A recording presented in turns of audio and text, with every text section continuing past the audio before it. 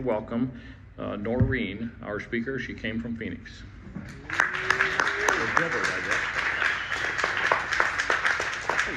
All right. You guys should be very frightened that I have a microphone. Because I'll tell you, when I drank, I would take the microphone away from people. And my favorite song to sing is Volare. And my second favorite is The Love Boat. You know, and the other one, when I did one geographical, and you'll hear all about it. I did a geographical to Greer, Arizona, and I loved Sleeping Single in a Double Bed. I love that one. So I sleeping single in a double bed, you know. So anyway, yeah, usually the microphone's right here, so I might do a little Phil Donahue and walk out amongst you guys. Anyway, my name is Noreen. I'm an alcoholic, and I love the Rarely group, and anytime that I'm asked to come up and support Prescott AA, I will come up here in a moment's notice. And I especially love the Rarely group in this meeting, because when they talk about faith without works is dead, when you talk about Alcoholics Anonymous in action, you know, I really see that in this group. And I'm also old school. And for those of you who haven't been in Alcoholics Anonymous for long, you know, I hold AA in a lot of reverence.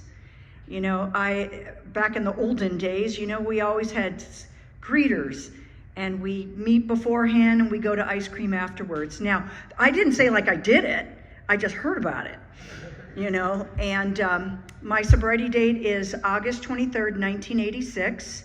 I got sober when I was 28 years old, and I still think emotionally that I'm like now 34. And so I've had a rough week because of this boot. Now, I wasn't, you know, I did it playing pickleball. Like, oh my God. And we weren't even moving that fast.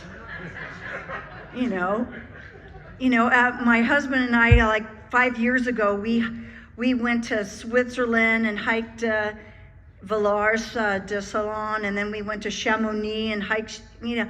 I wish I could say it was something as awesome as that. No, it was pickleball in Gilbert.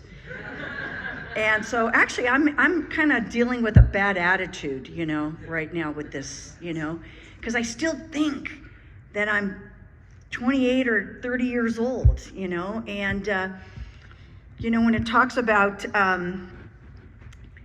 you know, one of the lines in the big book that I always struggled with and I'm dealing with right at this moment is, we're in the world to play the role he assigns. So right now I'm assigned to be a 65-year-old woman lumbering around in a boot. So what I was like, what happened, and what I am like now.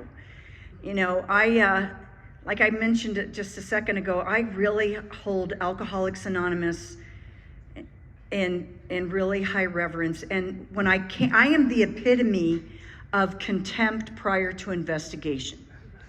I had such contempt.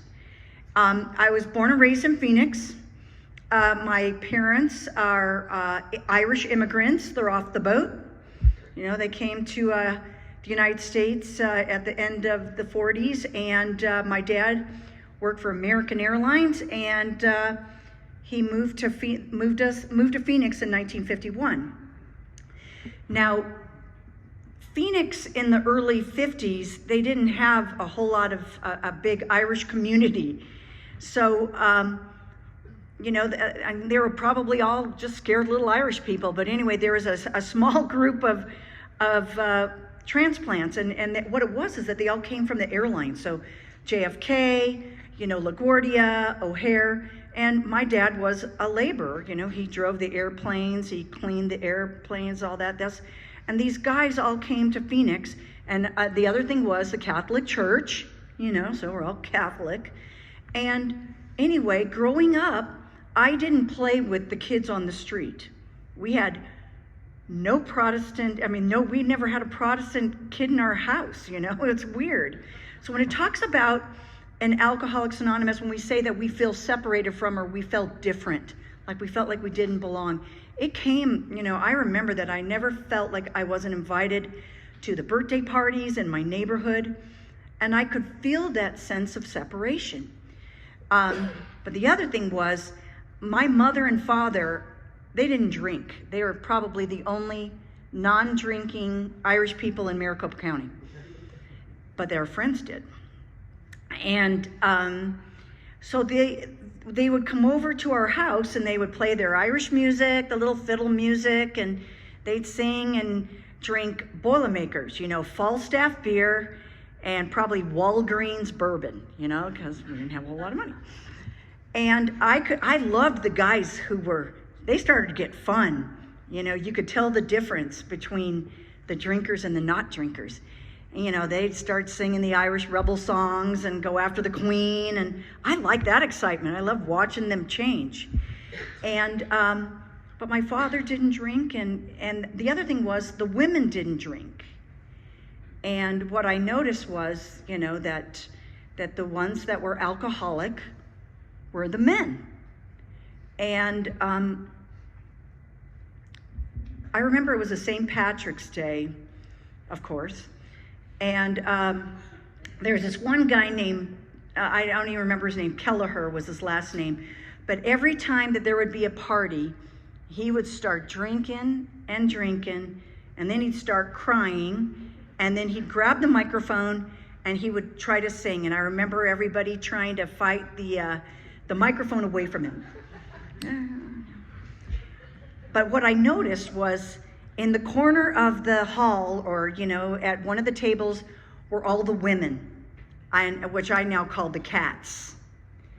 And the leader of the cats, the head of the litter, was my mother. And she'd say, look at him go. Look at it, the shame of him, So, I watched my mother talk about that guy, get him off the stage, Patrick, that was my dad. And so I formed that opinion of what an alcoholic was at a very, very early age. And that description of what an alcoholic was really kept me in the darkness for a very long time, because an alcoholic, first of all, was a man, and he was an embarrassment to the family, and you also don't talk to their family, and they don't get invited to parties. And the other thing was that they are a failure, and we don't want them at Christmas. So as years go on, and people start talking to me about that I might have a drinking problem, I'm like, I'm not a dude, And so I could see where the prejudice came about what an alcoholic was. And the other formation of an alcoholic, and I can see some people here who might be my age, years and years and years ago, before the television would go off, right before the national anthem, you would see public service announcements for Alcoholics Anonymous. And all they were a bunch of glum, sad sacks.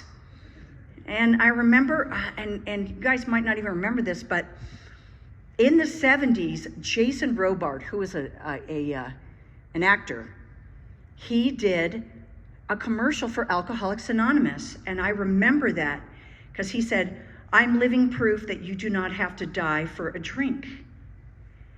And I'm thinking, well, whatever. I never had that connection.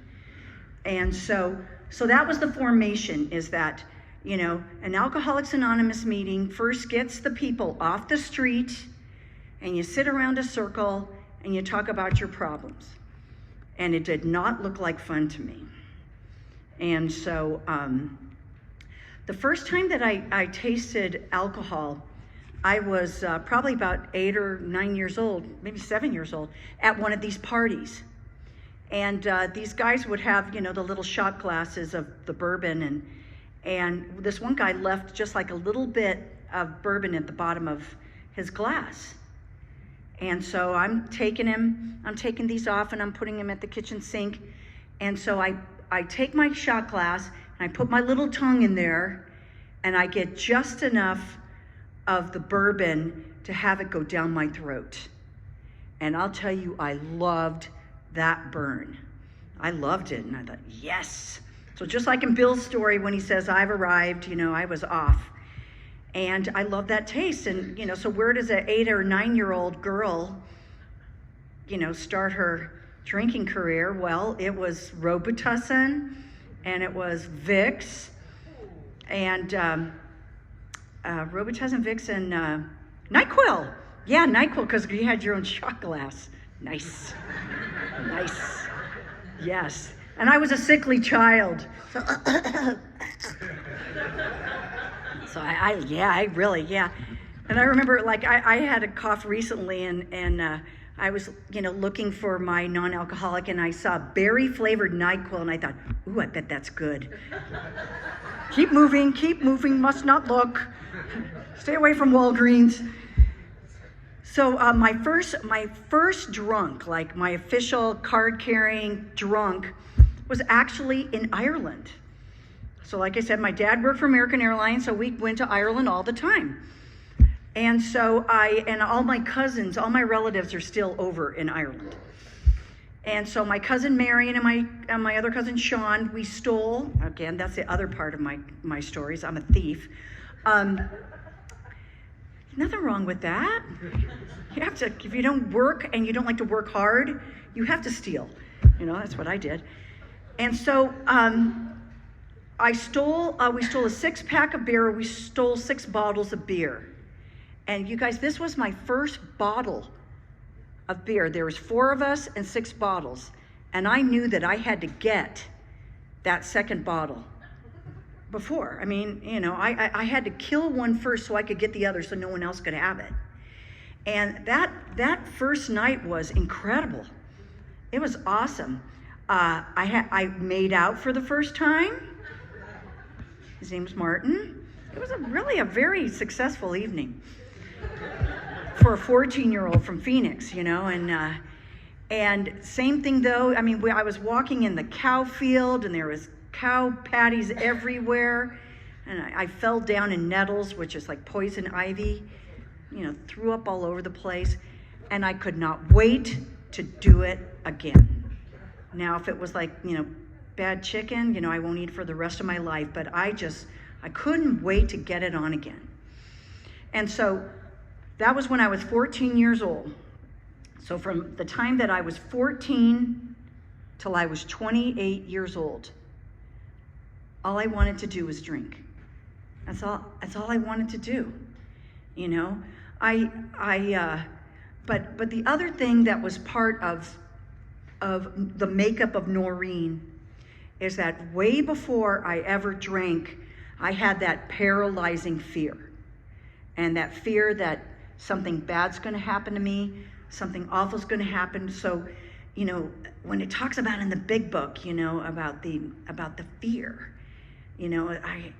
as much as I hated being an alcoholic and I hated that big book, I'd look at the pages and it would say something and I hate this book because it's so applied.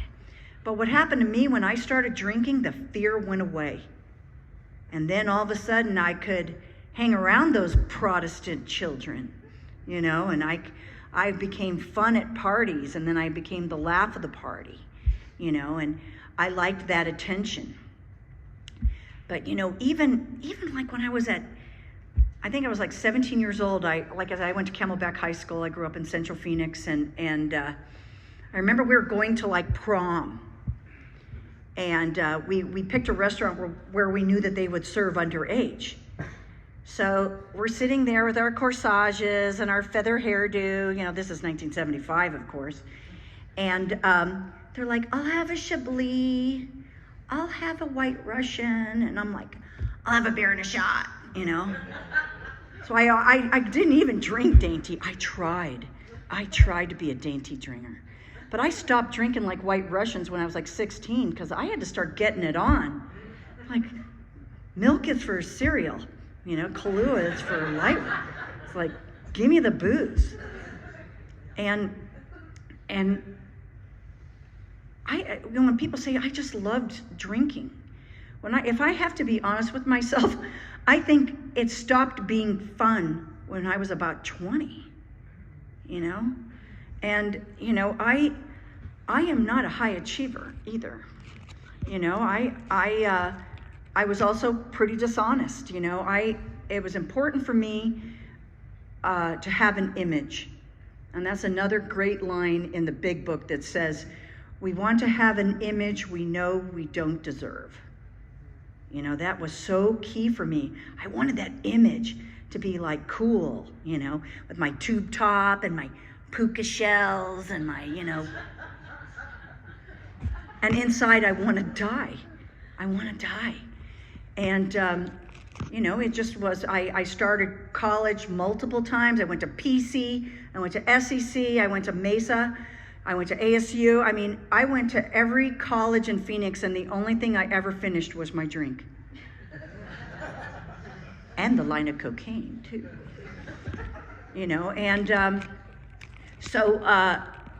Life of disappointment, seeing the disappointment in my family's face, everything. So I was going to get married. I was in love with this guy, and he was really awesome. He was, he was a catch. And I was a disappointment. And so he stood me up at the altar, literally, like 1 month before the wedding. I had the dress. My uncle was a priest. He was going to marry us. And he dumped me. He dumped me. And I tried, I can even remember, it was June 81 or 82. I have to count backwards. And I was going to drink myself to death. And I did. I tried. But it was like a gallon of Rianiti. Did anybody ever here drink Rianiti? Oh my God, yeah, Deb, it's bad, isn't it? I was like that girl on Willy Wonka. I was a big blueberry, it was like balsamic vinegar. Oh. So I thought, I am going to, and I was also a victim of television. I would watch like this show and I'm going to be like her, and then I'm going to watch this show and I'm going to be like her. I want to be Emma Peel, or, Honey West, And then so I thought, I'm going to go to Greer, Arizona, and I'm going to ride horses like Audra Barkley from the Big Valley. So I'm going to ride horses. I'd never been on a horse, except for those ponies that go in the circle. That was the extent of my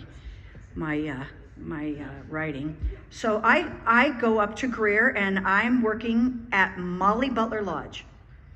And the very first night, Molly Butler. The very first night I was there, I met the owner of another hotel, and he had a bunch of that stuff that lets you drink more, that white stuff, that go fast, Peruvian marching powder. And the next thing you know, I spend the night with him, and I don't think I even knew his name. And I remember walking from Molly Butler Lodge, from Greer Lodge, and walking down the road in Greer, that little road, and saying to myself, how did this happen? I do this in Scottsdale. So when it talks about in the book where it says, if you ask an alcoholic why he does the things he does, and he says he doesn't know, or he's just as baffled, that was me. I had no idea how I got in there. I had no idea that I had a disease of alcoholism. I didn't. So, I got kicked out of Greer, and just from there, it just got worse. Like it says in Bill's story, gradually things got worse. I stopped being around my parents. The people that I used to hang around with before Greer now don't want to have anything to do with me. It always says, like, change your friends before you can lower your standards. That was me. It's like I had a car that every time I slammed on the brakes, about 21 bottles would roll forward. And then when I would gun it, the bottles would roll back. And every time I turned left in this car, the horn went off. but I didn't think I had a problem. My last night drinking, I had no idea that it was going to be my last night. It was in Tempe, it was in August, it was really hot, and I was getting it on, or I was trying to get it on. And I drank, and I drank, and I did a ton of cocaine, and I did probably about 18 shots in a 13-hour period, and I could not get drunk. I could not get there. And the worst thing that happened to me, and it only happened one time, was that I had the physical craving that it was almost like I was trying to grasp for air. I kept drinking, and nothing happened. And I was driving around Tempe like 2 a.m. I came from a really good family. I mean, my parents didn't drink. My dad was a hard worker. You know, we got tons of priests and nuns all over this family. And here was Noreen driving around Tempe, knocking on people's door, getting them out of their bed at 2 a.m, trying to find alcohol in their house. I went through the trash trying to get something to drink. And so now I couldn't find, because the bars were closed, and I was standing in front of a 7-Eleven at 7 a.m, and people were going to work. And I was going to run inside that 7-Eleven and run out. And thank God, because I probably would have hobbled like this leg. I ended up driving to a friend's house. I knocked on his door. He was getting ready for work. He's like, oh my God. You know, because I looked like pig pen. I had like this vapor around me, you know, August alcohol, like, it was terrible. He said, just go in my room and just pass out. So I went in the room, and I just got on my knees and I just said, God, I can't do this anymore. I can't do this. And my compulsion to drink left me at that moment. And you guys, I haven't drank since then. That was God. You know, I still didn't think I was an alcoholic, but I was dumb enough. But I want to tell you, it was just like Bill's story. I had a physical manifestation in me, and the power of a power was in me. And what happened was I had the fear taken away from me, and I picked up the phone and I called my mother. I said, Mom, I think I need help. And then just through another thing of stories, this guy that had tried to help me before, answered the phone, and the next thing you know, I am like hijacked. I'm in a detox. And I'm like, oh, now you've done it, you know? And what I now, you know, when we talk about when we look back, you know, I don't know who Noreen was when that happened, but all I know is that she was really scared, and the depths of shame in me were deep. I was really, really deep in shame. I just wanted to die, because like, what has happened to you? You know, what has happened to you, Noreen? And the next thing, like I said, I was in a detox, and sure enough, they handed me this big book, and I thought, oh man, I've been avoiding that book forever. You know, because people would say, you need to just go to AA. And I'm like, but I'm not an alcoholic. I'm just very sensitive and troubled. Seriously, I mean, it was crazy. I really believed that. So one thing, you know, here's my one of the privileges and responsibilities that we have being members of Alcoholics Anonymous is how we talk in meetings. Because I was beat down by going to meetings. You know, they told me as soon as I went into this detox, they said, you just have to go to AA. And I'm like, I'm not going to go to AA. So I went to another 12-step because they were more fun. They had a bowling league, and they went tubing, and AA just seemed too serious, and they didn't seem like they were having very much fun. But what happened to me was that I had asked, the fellowship that I went to was relatively new back in the 80s. And so there wasn't, I don't know what happened, but anyway, I had asked 2 separate women to sponsor me. And both of them said no. I got turned down. So here I was, first of all, I'm judging you all, like, oh my God, you guys are a bunch of bottom feeders, even though I have the car that still has a horn that goes off, turning left. I was much better than AA, and it was that contempt prior to investigation. You know, I actually thought AA was like Salvation Army. I thought I was going to drive around in a truck and pick up your refrigerator and fix it. You know, you guys were going to rehabilitate me, you know, and then I'm going to learn how to fix a radio. And so what happened is that I had my first year of sobriety with no sponsor. I had no sponsor. So I was not like, we had a great dinner with Taylor and Jen. God bless you guys, you know, they already got sponsors. Like I said, I didn't get a sponsor till I was a year sober, you know, and I was crushed. You know, I'm already having that self-loathing, but to be turned down in a sponsor, I can see where people come out, because that feeling of rejection is brutal. It is bad. But what happened to me in the rooms of Alcoholics Anonymous was I did what I heard you all say. So if you said, God, I just wanted to choke my boss, but I went to a noon meeting and I came back to work and I was able to work, I thought, okay, so you can go to a noon meeting. And then someone else would say, you know, my mother and father, blah, blah, blah, but I just want to make sure that, you know, that I'm kind to my mom now. I'm not ready to make my amends to them, but I'm gonna be kind to them now. Okay, I can do that. So that's why it's so important for me, especially to have a strong home group, that what is our primary purpose? Our primary purpose is to carry the message of recovery of Alcoholics Anonymous. And I talk to my girls about it. You know, how do we talk in a meeting? Are we giving hope? You know, like they talk about, are you telling the mess or you're telling the message? You know, what are you doing? And the other thing was, and I still could not get it, you guys, I still could not get it. When they said, get a sponsor and go to coffee, I was waiting for you guys to all swallow me up and carry me to Coco's. But it's hard to do when you run out of a meeting. It's really hard to do when you run out of there, you know.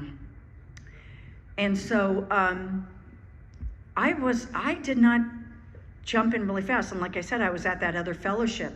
But something happened to me, and I believe it was the grace of God. I do believe it was the grace of my higher power, which I do call God. And again, I was one of those people that had those old ideas about religion.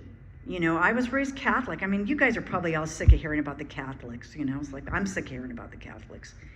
But there was so much shame about that, you know, that I was such a bad person and that I had done, you know, so much bad stuff. It's like, how in the world could a God love me when I, you know, slept with you for money, I wrote bad checks, I stole money from my family. I mean, if it was not nailed down, I took it from you, you know, and I wasn't raised that way.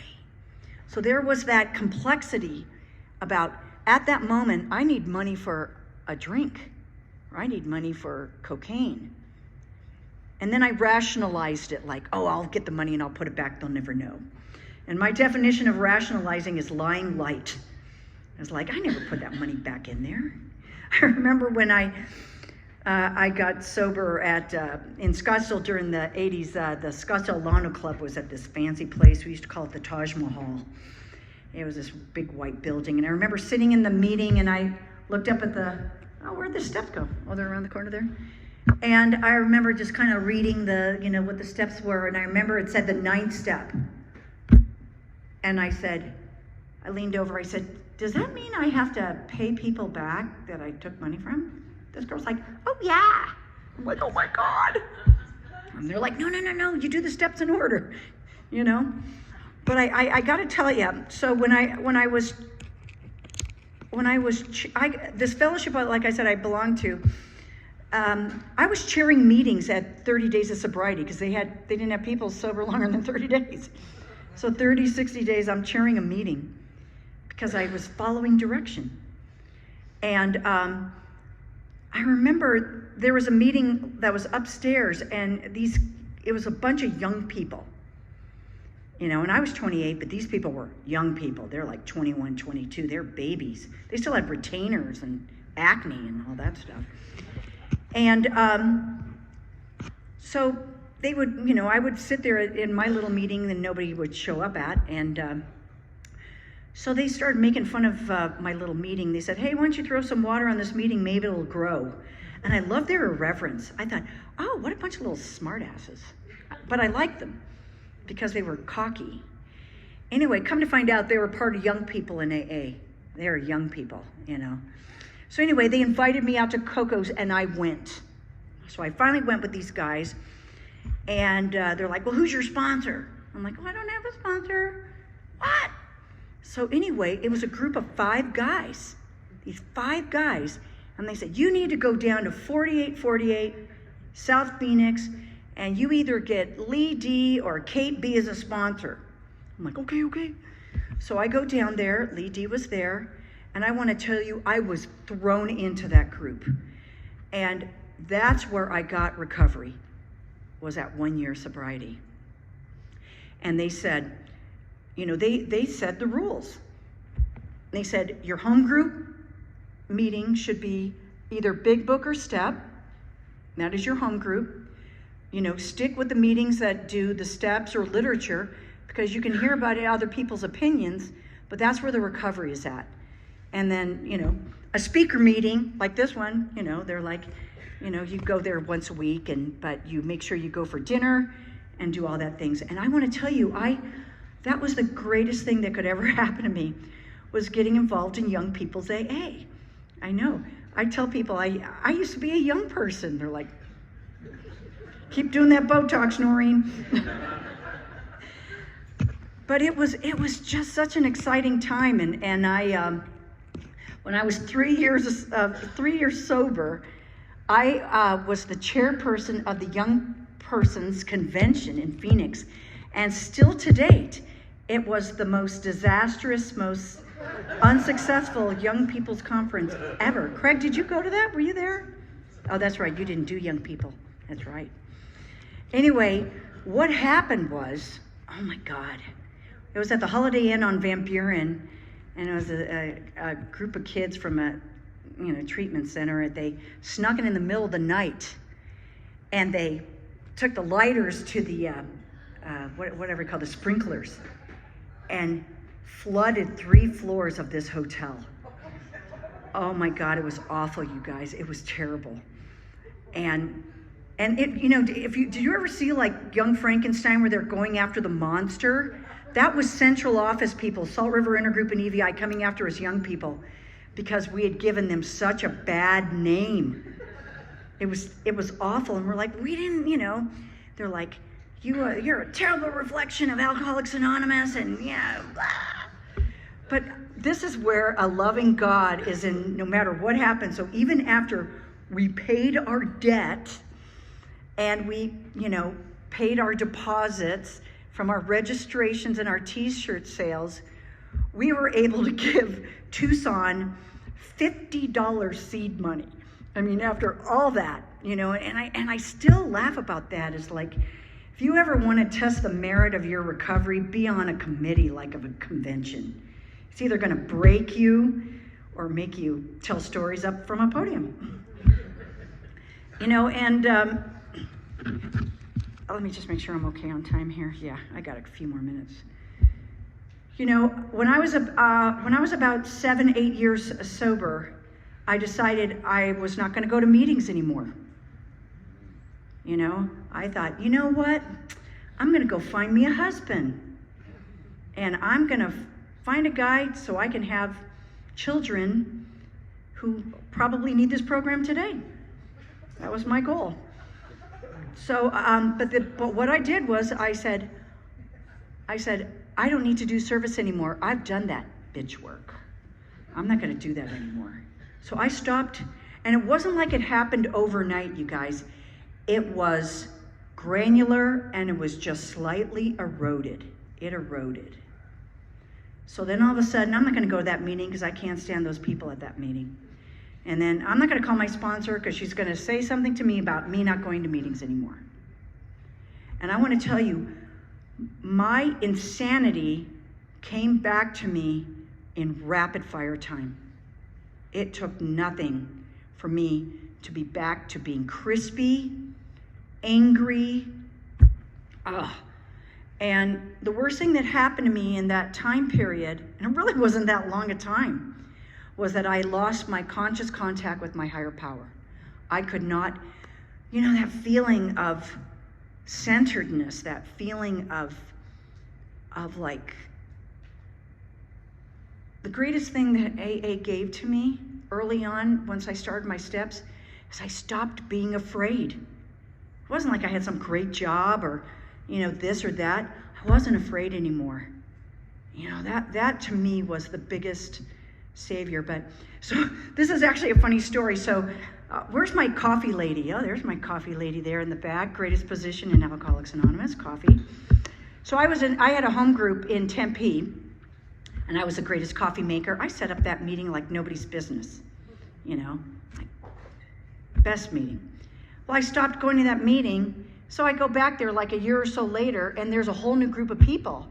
And all these little girls, these little smiling girls, hi, welcome. I'm like, And it's like, don't they know who I am? I am the coffee alumni person. So of course I go sit in the back row with my permanent snarl on my face. And, so now they're going to give out chips like Linda was going to do tonight. And they said, is there anybody here who's a newcomer or in their first 30 days of sobriety? Well, this little entourage of Barbies all turn around and I'm like thinking, who are they looking at? They were looking at me. I'm like, oh my God, they thought I was a newcomer. I'm like, that's bad, because I had years of sobriety. But I want to tell you what happened is that I had to do a whole new level of surrender. So when it talks about we must let go, absolutely. The thing is that I was desperate because I had lost my consciousness. Now, I never had the compulsion to drink, ever. I still haven't. But that separateness really scared me because I felt dull and I didn't feel alive. I like being on fire with Alcoholics Anonymous. And it sounds corny, but I'll get to that. But what I did is I made a commitment at that moment that I would never waver on my service to AA. And since that time, up until now, I've never been without a service commitment. I've never been, if there's no greeter at your meeting, I'm your greeter. If you need help cleaning up, I will clean up. And it's not that, I used to think these people who would get up here, they would be braggarts, like, oh, they're like super AA people. There are some of those because we're all full of ego. But if you've ever lost that, if you've ever lost it and you've been given another chance to feel on fire again, you don't ever want to lose it. And I want to tell you, I do more in Alcoholics Anonymous today than I ever have. And it's not even a chore. It's actually quite easy. It really is easy. And just a couple things, all those places that I worked at, I made my amends, there is nothing more. We were talking about Quaaludes tonight. How many people did Quaaludes? Weren't they wonderful? I said, you young people, you missed out on Quaaludes. It makes you feel like cotton candy, didn't it? AA is better than Quaaludes. Yeah. But I wouldn't want to do a Quaalude today because, the Quaaludes ways off, but the joy is still here today.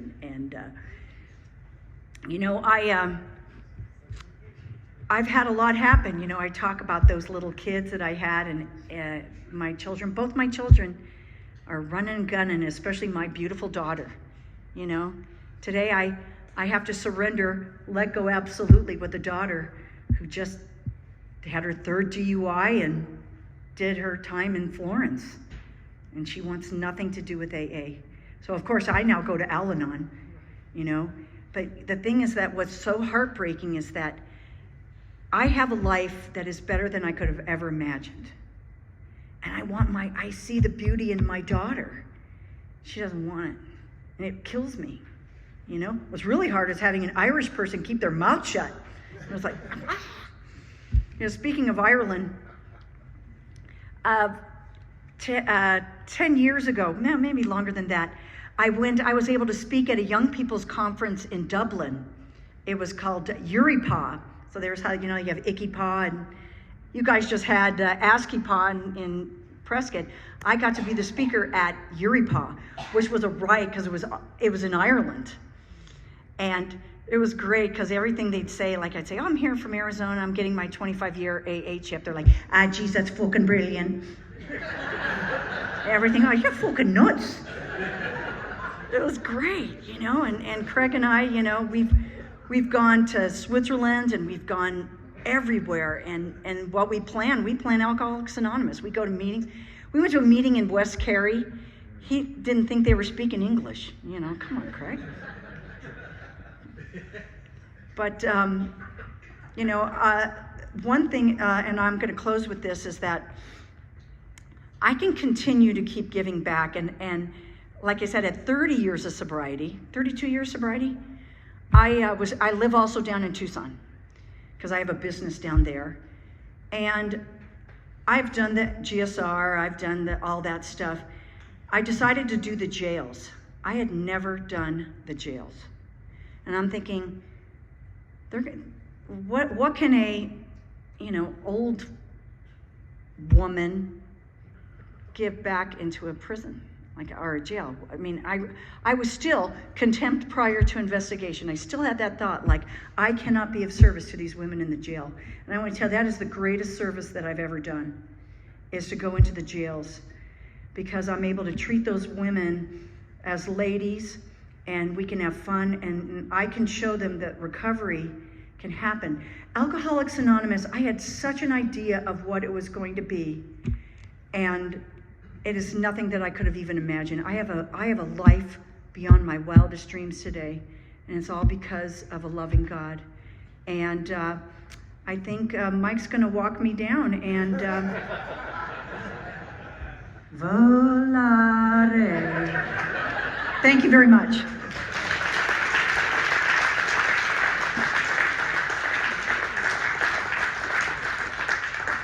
Ryan's going to walk you down. Here, help her down the stairs. You want your phone? Oh, yeah.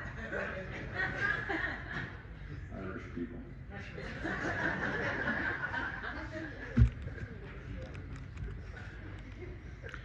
Okay, Ryan, thank you for escorting our speaker to the rear exit, and let's give her another big hand.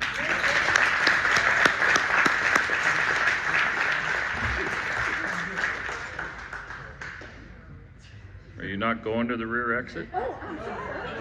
You're not in charge here. Yeah, you're not in charge here. Do what you're told.